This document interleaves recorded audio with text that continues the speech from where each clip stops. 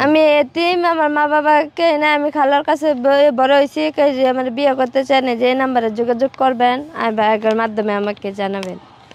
সুপ্রিয় দর্শক আসসালামু আলাইকুম। এইখানে দেখেন একটা মেয়ে লিখে রাখছে বিয়ে বসতে চাই, যোগাযোগ এবং ফোন নাম্বার সব কিছু কিন্তু সে পোস্টারে ছাপায়া বিয়ে বসতে চাচ্ছে। তার এলাকায়ও কিন্তু সে এইভাবে কিন্তু হচ্ছে পোস্টার ছাপিয়েছে বিয়ে বসার জন্য, তারপরও তার বিয়ে হচ্ছে না। আমাকে একটা সপ্তাহ ধরে বলতেছে যে ভাই আপনার সাথে দেখা করব, আপনি একটু আসেন, আমাকে একটু সহযোগিতা করুন। আসলে কি কারণে সে এভাবে লিফলেট ছাড়িয়ে বিয়ে বসতে চাচ্ছে তাকে জানার চেষ্টা করবো। আসসালামু আলাইকুম আপু। ওয়ালাইকুম আসসালাম। আচ্ছা, এই যে আপনি এখানে লিখছেন যে বিয়ে বসতে চাই, যোগাযোগ ফোন নাম্বার সবকিছু দিয়েছেন, আপনার এলাকায় এরকম পোস্টার কতগুলো ছাপাইছেন? অনেকগুলা ছাপাইছেন, তারপরও আপনার বিয়ে না হওয়ার কারণটা কি? যৌতুকের জন্য আমার বিয়ে হচ্ছে না। যৌতুকের কারণে? আমরা জানি আমাদের দেশে যৌতুক নেওয়া অপরাধ, দেওয়া অপরাধ, তারপরও আপনার কেন বিয়ে হচ্ছে না? ছোটবেলা আমার বাবা মারা গেছে, আমার আম্মু মারা গেছে, বাট আমি খালার বাসায় বের হইছি। আমার অনেক অত্যাচার হয়েছে, বাট আমি বলে খারাপ কাজ করি বলে নিজেরটা নিজে চলি। মানে খারাপ কাজ করেন আপনি? আদৌ কি আপনি খারাপ কাজ করেন? জি না, আসলে আমি খারাপ কাজ করি না। তো আমার সবাই বলে আমি বলে খারাপ কাজ করি বলে। আচ্ছা, আপনি এখন কোথা থেকে আসছেন? এখন আমি খালার বাসাতে আইছি চুপি চুপি ফলাইয়া। আচ্ছা, আপনার খালার বাসা কোন জায়গায়, কোন জায়গা থেকে আসছেন? ময়মনসিংহ থেকে আসছেন, তাই তো? আচ্ছা, এই যে আপনার যে বিয়ের বিষয়টা আপনার এলাকায় তো সবাই জানে। জি। আপনার খালাও তো জানে? জি। আপনার খালা বা আপনার খালু আপনাকে বিয়ে দেওয়ার চেষ্টা করেছিল? চেষ্টা করেন না, যৌতুক দিতে হবে তো তাই। মানে যৌতুক দেওয়া লাগবে এই জন্য কি আপনার মানে খালা খালু আপনাকে ইয়া করতেছে না, তাই তো? জি। আপনি কি এখন সংসার করতে চাচ্ছেন? হ্যাঁ।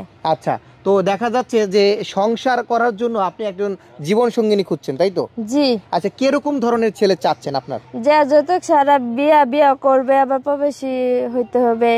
মানে যৌতুক ছাড়া বিয়ে করবে এবং প্রবাসী হলো সমস্যা নাই? জি না, কোনো সমস্যা নাই। আচ্ছা, নাকি প্রবাসীদেরকে বিয়ে করতেছেন টাকার লোভে? না, টাকার লোভে না, আমি আমার নিজের মতন বিয়ে করব। আচ্ছা, নিজের ইচ্ছা বিয়ে করবেন, তাই তো? যে যৌতুক কোনো টাকা পয়সা আমার দরকার নাই, বাট আমি তার কাছে দুইটা হচ্ছে মনে হয় খালি আমার মনের মতন মনটা বুঝবে।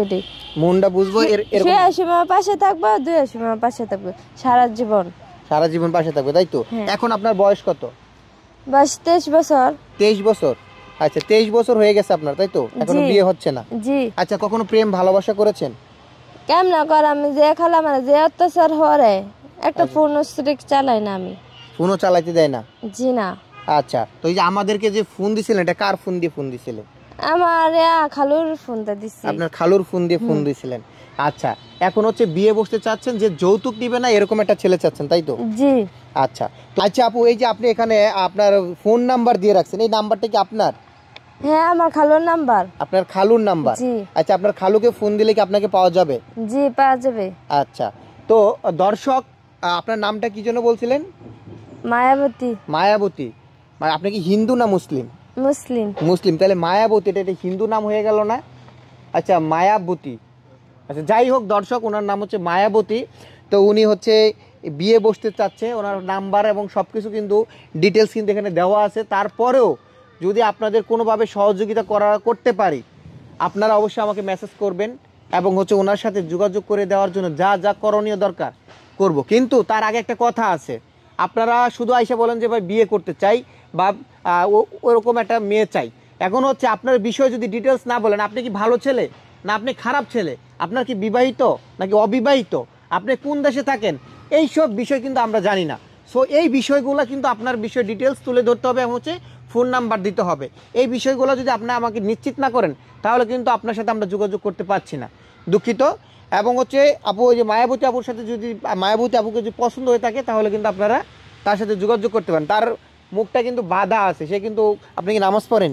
জি, নামাজ পড়ি, তাই জন্য মুখ বাঁধা রাখছি। নামাজ পড়ে সেজন্য কিন্তু মুখ বেঁধে রাখছে। এখন তারপরে যদি কোনো ছেলে যদি এই মেয়ের দায়িত্ব নিতে চান তাহলে আমাদের সাথে যোগাযোগ করবেন। একজন দর্শক, একজন এতিম মেয়ের দায়িত্ব কি আমাদের সমাজ নিতে পারে না? আপনারা নিতে পারবেন না? যদি এই মেয়েকে আপনার পছন্দ হয়ে থাকে বা একজন এতিম মেয়েকে সাহায্য করতে চান তাহলে এই ভিডিওর ভিতরে নাম্বার দেওয়া আছে, আপনারা যোগাযোগ করবেন।